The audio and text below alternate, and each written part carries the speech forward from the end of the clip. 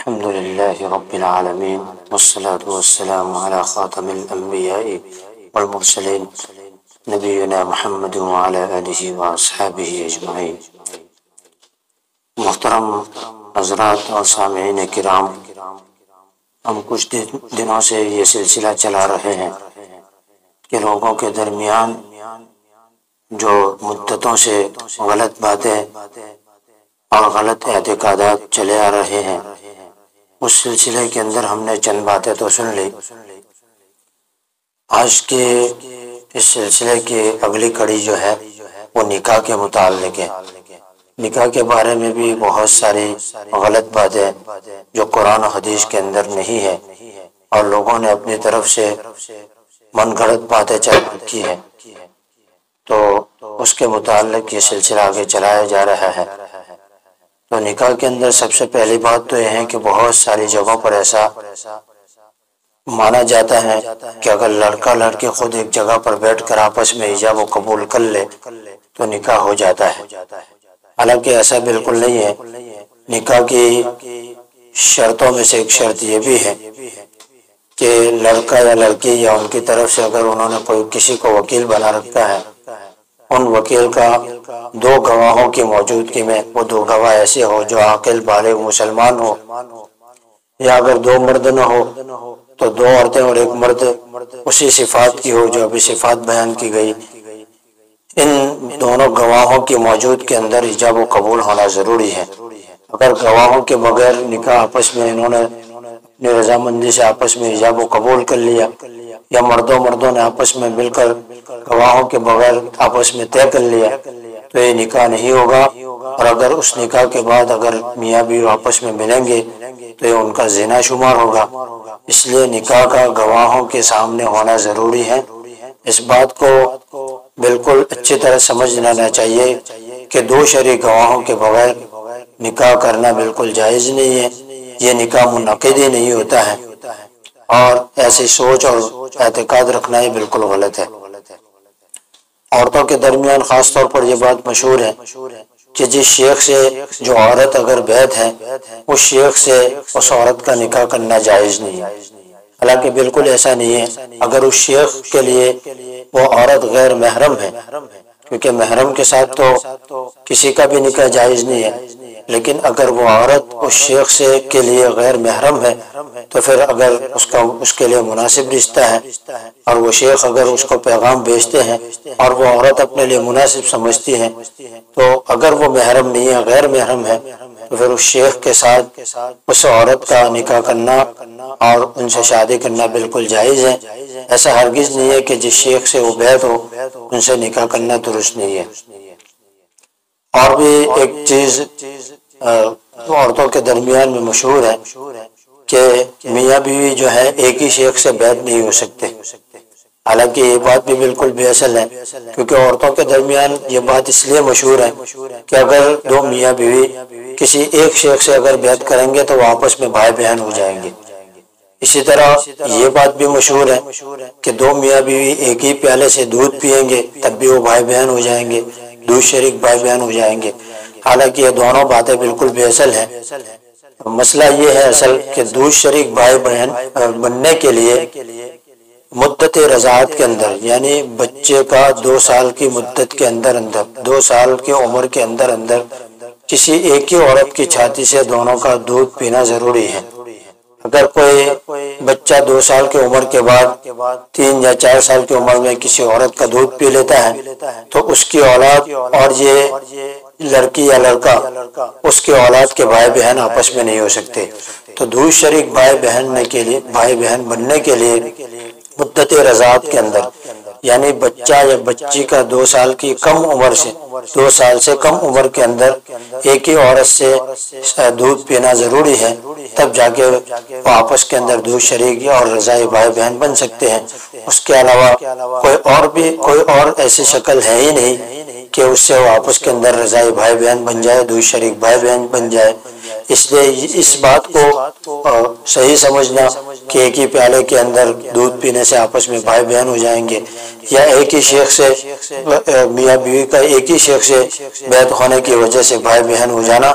یہ دونوں باتیں بے اصل ہیں، قرآن و حدیث کے اندر اس کا کوئی ثبوت نہیں ہے۔ اور بھی ایک بات بہت مشہور ہے عوام کے اندر کہ ہوا جو چلتی ہے، سخت ہوا چلتی ہے، اس وقت لوگ ہوا کو کوسنا، بہت سارے لوگ ایسے ہوتے ہیں کہ ہوا کو کوسنا شروع کر دیتے ہیں اور ہوا کو برا بھلا کہتے ہیں۔ تو لوگوں کے درمیان میں مشہور ہے کہ ہوا کو برا بھلا کہنے سے آپس کا نکاح ٹوٹ جاتا ہے میاں بیوی کا، تو اس کی بھی کوئی اصل نہیں ہے۔ ہاں یہ بات الگ ہے کہ ہوا کو برا بھلا کہنا یہ بالکل گناہ ہے، اس کو برا نہیں کہہ سکتے کیونکہ اللہ تعالیٰ کی طرف سے ہوتا ہے اور اللہ تعالیٰ کی تخلیق ہے، اس لیے جو ہے ہوا کو برا بھلا کہنا یہ گناہ کی بات ہے، لیکن اس سے نکاح کا ٹوٹ جانا یہ بالکل بے بنیاد بات ہے، اس کا کوئی قرآن و حدیث کے اندر ثبوت نہیں ہے اور یہ اعتقاد رکھنا بالکل غلط ہے۔ اور ایک بات خاص طور پر بہت ہی مشہور ہے اور عورتیں باقاعدہ اور بلکہ بہت سارے مرد خواص بھی اس بات کو مانتے ہیں کہ جس عورت کا شوہر انتقال کر جائے تو اس عورت کے شوہر کے جنازہ نکلنے کے بعد سے اس عورت کی عدت شروع ہوتی ہے۔ حالانکہ مسئلہ ایسا نہیں ہے، پہلے جو اعتقاد مانا جاتا ہے اور جو باتیں مشہور ہے اس کے بارے میں آپ کو بتا دوں، اس کے بعد میں جو ہے مسئلے کی وضاحت کر دوں گا۔ تو عورت کے مطلب لوگوں کے درمیان میں یہ بات مشہور ہے کہ جس عورت کا شوہر انتقال کر جائے اس کے شوہر کے جنازہ گھر سے نکلنے سے پہلے اگر وہ عورت جو ہے اس گھر سے نکل کر دوسری جگہ جانا چاہے تو جا سکتی ہے، لیکن جنازہ نکلنے کے بعد وہ وہاں سے نہیں جا سکتی، حالانکہ اس بات کی بالکل کوئی بنیاد نہیں ہے، کوئی اصل اور ثبوت نہیں ہے۔ اب مسئلہ میں وضاحت کر دوں کہ اصل مسئلہ کیا ہے۔ عورت کا جب شوہر انتقال کر جاتا ہے تو انتقال ہوتے ہی اس عورت کے اوپر عدت ادا کرنا واجب ہو جاتا ہے، اسی وقت سے اس کے اوپر عدت لازم ہو جاتی ہے۔ اس کے جنازہ نکلنے کے وقت سے عدت نہیں بلکہ جیسے ہی اس کا انتقال ہو گیا اسی وقت سے جو ہے اسی گھڑی سے اس کے اوپر عدت گزارنا لازم ہو جاتا ہے۔ جنازے کے نکلنے کا کوئی انتظار ضروری بھی نہیں ہے اور نہ کوئی اس کی کوئی اصل ہے، بلکہ انتقال ہوتے ہی اس کی عدت شروع ہو جاتی ہے۔ اور دوسری ایک بات یہ ہے کہ گھر سے نکلنے کی شرائط بہت سخت ہے کہ عورت عدت کے دوران کب گھر سے نکل سکتی ہے۔ اگر وہ ایک گھر سے شوہر کے گھر سے اگر دوسرے گھر میں جا کر عدت گزارنا چاہتی ہے تو اس کے لیے بہت ساری سخت شرائط ہے۔ اس لیے علماء نے لکھا ہے کہ اگر کوئی ایسی انتہائی مجبوری کہ جس کی وجہ سے آدمی کو اس عورت کو چارہ کار نہ ہو اور اس مجبوری کی وجہ سے اس کا وہاں شوہر کے گھر کے اوپر رہنا اس کے لیے مطلب معذوری ہو اور وہ وہاں اس کے لیے وہاں رہنا مشکل ہو تو بہت ساری شرائط کے ساتھ وہ وہاں سے گھر کو بدل سکتی ہے، کیونکہ عورت کے اوپر جس گھر کے اندر وہ شوہر کے ساتھ انتقال سے پہلے رہتی تھی اسی گھر کے اندر عدت گزارنا لازم ہوتا ہے۔ اس لیے عورت کا جنازے سے پہلے بھی اور جنازہ نکلنے کے بعد بھی اس شوہر کے اس گھر کو چھوڑنا گناہ ہے اور وہ عورت جو ہے اس گھر کو چھوڑ کر نہیں جا سکتی۔ ہاں اگر اس کو گھر بدلنا ہے تو بہت ساری شرائط ہیں، ان شرائط کی تفصیل اگر آپ کو معلوم کرنا ہے تو ہم سے رابطہ کریں یا اپنے مقامی علماء سے اس کے بارے میں پوچھ لیں۔ دوسری ایک بات بہت مشہور ہے کہ اگر بیوی جو ہے شوہر کو باپ کہہ دے یا شوہر جو ہے اپنی بیوی کو ماں کہہ دے تو ان دونوں چیزوں سے نکاح ٹوٹ جاتا ہے، حالانکہ یہ بات بالکل بھی اصل ہے۔ اگر دوسری ایک بات یہ ہے کہ اگر شوہر جو ہے اپنی بیوی کو یہ کہہ دے کہ تم میرے لیے میری ماں جیسی ہے یا میری بیٹی جیسی ہے تو اس صورت کے اندر چند صورتوں کے اندر عورت مرد کے لیے حرام ہو جاتی ہے۔ اس کی بھی لمبی چوڑی تفصیل ہے، جس کو پوچھنے کے لیے رابطہ کریں یا پھر اپنے مقامی علماء سے آپ پوچھ لیں، لیکن صرف ماں کہنے سے یا شوہر کو باپ کہنے سے جو ہے نکاح نہیں ٹوٹتا اور ایسا اعتقاد رکھنا بالکل بے بنیاد ہے، اس کا کوئی ثبوت بھی نہیں ہے۔ اور خاص طور پر نوجوان حضرات پوچھا کرتے ہیں کہ کیا عورت حیض کی حالت میں ہو تو اس حالت کے اندر ہمارا نکاح درست ہو جاتا ہے؟ بھائی نکاح کرنا تو جو ہے کسی بھی حالت میں جائز ہے،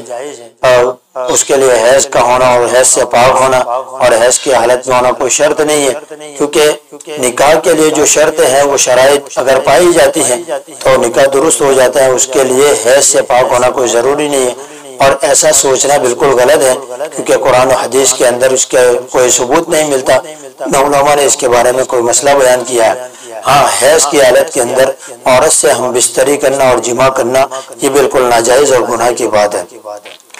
عوام الناس کے اندر یہ بات بھی بہت مشہور ہے کہ اپنی مطلقہ یا بیوہ ممانی یا چچی سے یا پھر اپنی سوتیلی ساس سے نکاح کرنا جائز نہیں، حالانکہ وہ تینوں جو ہیں میں نے جو گنائے وہ تینوں غیر محرم ہے اس کے لیے، اور غیر محرم سے تو کسی بھی حالت میں نکاح کرنا جائز ہے۔ تو یہ اعتقاد رکھنا کہ اپنی بیوہ یا طلاق شدہ ممانی سے یا چچی سے یا اپنی سوتیلی ساس سے نکاح کرنا ناجائز ہے، تو یہ بات بالکل درست نہیں ہے، کیونکہ یہ ان کے لیے غیر محرم ہے اور غیر محرم سے آدمی نکاح کر سکتا ہے۔ بعض عوام کے اندر یہ بھی مشہور ہے کہ اگر کسی نے غصے میں اگر طلاق دے دی تو غصے میں دی ہوئی طلاق واقع نہیں ہوتی، حالانکہ میں اس کی سیدھی سی مثال دیا کرتا ہوں کہ بندوق سے اگر ایک مرتبہ گولی چل کر کسی کو لگ جائے، وہ چاہے غلطی سے ہو، چاہے غصے میں ہو، چاہے جان بوجھ کر ہو، وہ گولی تو اپنا کام کر ہی جائے گی۔ اسی طرح طلاق اگر خوشی میں دی ہو، غصے میں دی ہو، دھمکی میں دی ہو، کسی بھی حالت میں دی ہو تو اس حالت کے اندر وہ طلاق واقع ہو جائے گی۔ اس کے بارے میں یہ سمجھنا کہ غصے کی حالت میں یا دھمکی کے طور پر طلاق دی ہوئی طلاق واقع نہیں ہوتی، حالانکہ طلاق واقع ہو جاتی ہے، اس سے طلاق واقع ہو جائے گی۔ اور طلاق نہ سمجھتے ہوئے عورت سے اس مدت کے درمیان میں جماع اور صحبت وغیرہ کرنا یہ بالکل ناجائز ہوگا۔ اس کی بھی لمبی چوڑی تفصیل ہے، اگر تفصیل درکار ہے تو ہم سے رابطہ کریں یا مقامی علماء سے آپ پوچھ لیں۔